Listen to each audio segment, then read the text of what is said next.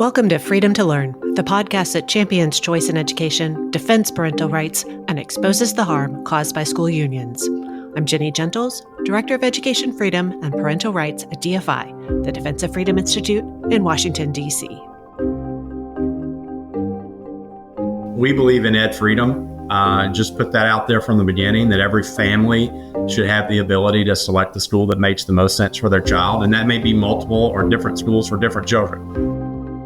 States are continuing to expand families' education freedom opportunities. We've celebrated Tennessee's new Education Freedom Act in recent episodes. And last week, Idaho Governor Little signed the Idaho Parental Tax Credit into law, creating a $5,000 tax credit, $7,500 for students with disabilities, that can be used for private school expenses. And Wyoming's legislature passed a bill creating the Steamboat Legacy Scholarship Program, an education savings account available to all families in the state. Listeners may recall that President Trump last month signed an Expanding Educational Freedom and Opportunity for Families executive order, acknowledging that too many children do not thrive in their assigned government-run K-12 school. Today, we're focusing on how the state of Louisiana is embracing education freedom while driving significant improvement in educational outcomes. We're joined by Dr. Cade Brumley, who has served as Louisiana's State Superintendent of Education since 2020, bringing a back-to-basics approach that led to the state's highest ever Nations Report Card results. Louisiana is one of only 3 states where students have surpassed pre-pandemic reading levels. Dr. Brumley served as a teacher, coach, school leader, and district superintendent before being appointed as state chief. Superintendent Cade Brumley, welcome to Freedom to Learn. Hey, thanks for having me again. So the 2024 Nations Report Card, or NAEP, math and reading results for 4th and 8th graders were bleak. Louisiana was one of the few bright spots. Talk about your NAEP results. Yeah, look, we're really excited. We're pleased, but we're not satisfied. It's hard to be arrogant when so many kids still aren't reading on grade level. So many kids can't do math. Too many kids are in schools that are failing them. So we have work to do, but it's certainly worthy of acknowledgement. I start by thanking teachers, kids, parents, et cetera, policymakers. But in 2019, Louisiana ranked 49th in the country on the Nations Report Card. In 2022, we were able to move up to, I think, 43 or 44. And new results indicate that we're 32nd in the country. We've led the country in 4th grade literacy growth for 2 consecutive NAEP cycles. We're now in the top 5 for math growth. Our students with disabilities outpace the national average. Our students from low-income homes outpace the national average. And so we think that obviously we're moving in the right direction. The data indicate that we are, and we just know that we need to acknowledge that. But we have to keep pushing in. Look, I've had my team back at the whiteboard since the results multiple times, and we're just trying to figure out, how do we further refine? How do we continue to get better? Because education obviously does so much for the child. It helps with their standard of living in the long term. But for us, we're thinking about how does education serve as a catalyst for the economy in our state as well. So for people who aren't immersed in the language of assessment, what is it that you mean when you say that your students are leading in growth? So whenever we look at, for instance, the Nations Report Card, when it came out in 2022 versus the results in 2024, our students continue to do better, kind of leading the pack, leading other states. And so I'm really fortunate to be able to work alongside a great team. We have a strong governor in Louisiana and Governor Landry. We have a strong legislature. My state board is doing a really good job. And so we have a lot of energy in the education space in Louisiana, and we need to, because Louisiana has just been long challenged educationally. It's been a struggle for a long time. Obviously, we have really high poverty rates. And so it has been a challenge. And so for us to, start seeing sustained growth is positive. Someone asked me, they said, are your NAEP results what you expected them to be? And really the answer is yes, because they track to our internal data. Our younger students are getting stronger in their ability to read. We still struggle too much with those intermediate and middle level grades. And so we've got work to do to figure some of that out. But again, progress. We're happy about it. We're just not ultimately satisfied. Well, when you're talking about having evidence of growth in the 2019 to 2024 period and the 2022 to 2024 period, when it comes to NAEP results, you are unusual. Louisiana is unusual, and that is why you all are receiving so much attention. What policies contributed to the results? Well, I mean, I think one, we believe in ed freedom. Just put that out there from the beginning, that every family should have the ability to select the school that makes the most sense for their child. And that may be multiple or different schools for different children. So we put that out there first. Beyond that, I mean, I think the work that we've done around the science of reading, our reading strategy is the right strategy. We've stopped with the confusing tactics to teach children how to read. We've unilaterally focused our shift to a phonics-based approach with rich curriculum, access to high quality resources. So the reading strategy is right. We're not doing social promotion anymore for kids who aren't ready to move from one grade to the next. So I could talk about, 100 different policies and practices in reading, but I'll just say, that return to the basics there. We're also seeing in Louisiana some movement in math finally. What's concerning to me across the country is that if you look at public schools, the longer that kids are in the public school in math, the worse the outcomes are in math. So proficiency rates actually decrease significantly from 4th to 8th grade. And I tell people we're going to be the first state to flip that. And we are beginning to do that.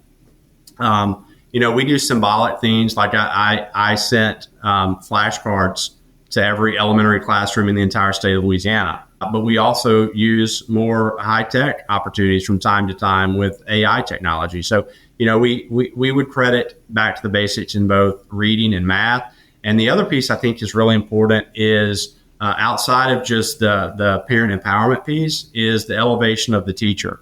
So we think that teachers deserve an environment where they're free from distraction. They don't have onerous paperwork and bureaucracy. They don't have the redundant, useless trainings.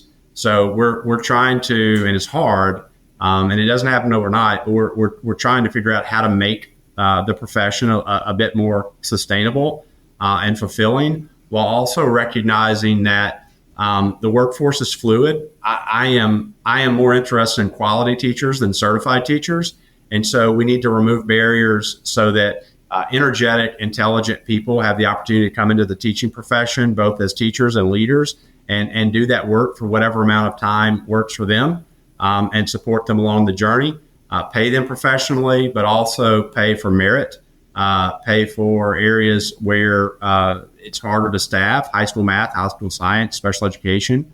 So I just think we have a comprehensive set of reforms we've tried to implement. And it's really affirming to see them work in the data. You started your response by talking about literacy, science of reading, phonics, and there are some that say, well, 45 states, it's something really high like that, have passed laws or policies that support science of reading, but the turnaround doesn't happen overnight. Has Louisiana been investing in this approach to reading for a while now? Yeah, we actually passed a suite of legislative proposals in 2021, more in 22. But so really for 5 years, we've been calling out the literacy crisis, asking for a reading revival in our state. And I like you, I've talked to individuals in other states that said, oh, we passed that or we did that and our results still aren't here. And I don't know how to account for that in other places, but I can speak for my team, and we take execution and implementation seriously. And I don't per se staff someone on our literacy team unless I'm convinced that they can go and teach a child to read.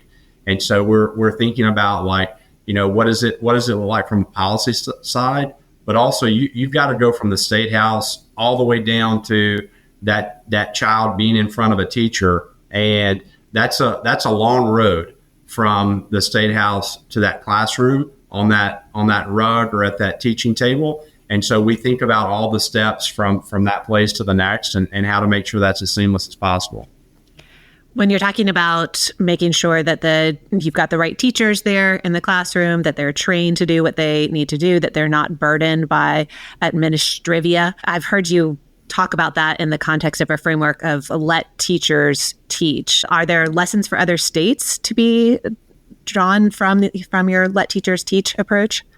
Yeah, and look, we are even thinking now about what does Let Teachers Teach 2.0 look like. We should be making the profession easier, not more difficult. We can't have an expectation that, someone's coming to save us. We have to create the policies and environments where teachers can be successful. We've cut teacher vacancies by half. Just in the last 3 years, for instance. I talk to teachers constantly. I have these conversations. They want leaders that are acceptable, meaning they're school leaders to them. That they want places where they can get better at their job, but not be bombarded by useless training or distracted training. They want behavior of students in the classroom that allows them to teach and other kids to learn. And they want to be paid fairly. And I don't think that's too much to ask in any profession. And we're trying to deliver on that. And it's not something we've accomplished overnight, and we've got a lot of work left to do. But it is something that is top of mind for us. How can we deliver on a better environment for teachers in the classroom? When you talk about Louisiana's approach to education freedom, to math and reading instruction, to letting teachers teach, it makes me think about how with the success of Mississippi's approach to literacy, they call it the Mississippi Miracle. You've got this full package of approaches that you're working on. So any ideas on what we should be calling what's happening in Louisiana? Yeah, we just call it our reading revival. We're hoping to see that in our state. We are seeing that. Look, kudos to Mississippi. They got out there early, a decade plus ago. And what you see even now is some of the policies that they codified there are still bearing fruit, and they're still having the harvest from that. I think that for too long, schools and systems have chased things that they were never intended to chase. Like, schools were never intended to be the family. They were never intended to be the hospital, the restaurant. Really, they were intended to teach academic content. Maybe there's some room for discussion around values along the way, but academic content. And when you use your resources on all these other things, and they are finite, you're not able to be as efficient and effective as necessary. So, I talk a lot, and I get some level of pushback around this, but I talk about, we're trying to narrow the scope of the job so that we can identify those things that we believe are most important, and we have, and then using the resources that we have, the time that we have, the conversations that we have, our structures to really try to be excellent in those things. And look, we're talking policy, we're talking practice, we're talking some good results here, but it's not lost on me still that the work that remains to deliver on a high quality education for every kid. Jumping to what's being discussed quite a lot in Washington, D.C., where I'm based, and what we're hearing around the confirmation conversation when it comes to Secretary of Education Linda McMahon and the future of the Department of Education. What is the impact of federal programs, federal strings on your management of Louisiana's education reform efforts? Yeah, look, we know that ed exists, but we also believe that education is best as a local enterprise. And so we think that state leaders working with local leaders, moms and dads and teachers, that's where the best decisions are made. I am excited about Linda McMahon in the role of Secretary of Education. I think she'll be great. Whatever support that, I can offer and or my team, we want to do that. I hope that she is immensely successful. She no doubt has a very complicated job, and we should all work to support her in those efforts. But, she's talented. She's an executive. She's going to staff with competent people who know how to do the work. And I do think that we will see in ed as it moves to not existing, as it makes that move, I think that we will see an ed that is focused on embracing and respecting state sovereignty, on expanding school choice efforts, and with their pulpit that they have, I think, zeroing in and echoing and amplifying efforts that return to the pursuit of excellence in academic content. On a practical level, some state leaders will throw out statistics like, hey, half of my staff is dedicated to federal compliance. So you're providing less than 10% of funding overall for education in the country, but the administrative burden is considerable. Do you have any sense of what the federal government is, how the federal government is impacting your staffing at the State Department of Education? Yeah, I mean, I think it's true in most state education agencies. It's certainly true in mine, where a significant portion of our staffing cost is covered by those federal dollars.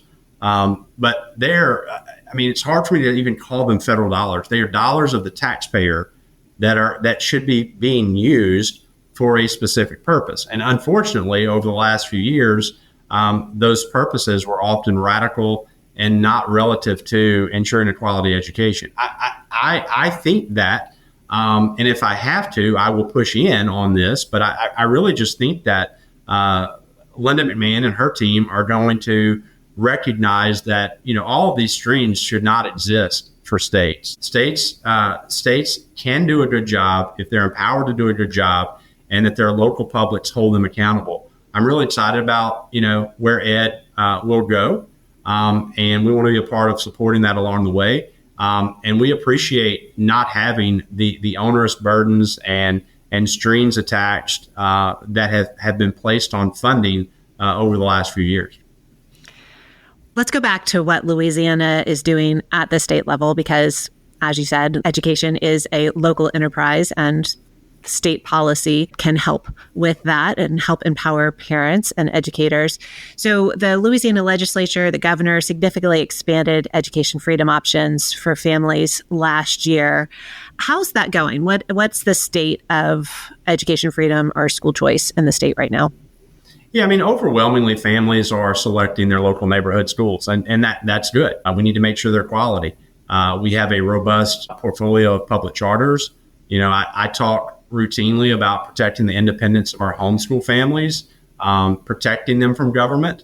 And then, we have launched via last legislative session and the power of the governor and Governor Landry, educational savings accounts, our GATOR program.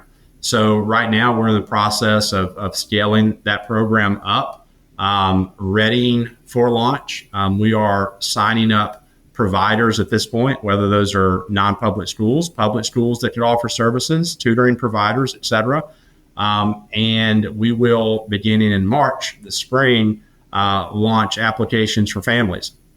And so we're set to be on go for the 25-26 school year with GATOR. And it does become a question during this upcoming legislative session of what will be the investment from the legislature and the governor in terms of an appropriation towards the program. So, we're doing our work as a state education agency to have a launch. We will have a launch. The question really becomes, I think at this point for families and providers, is around scale, so that we have an appreciation of what investment will be there for the program.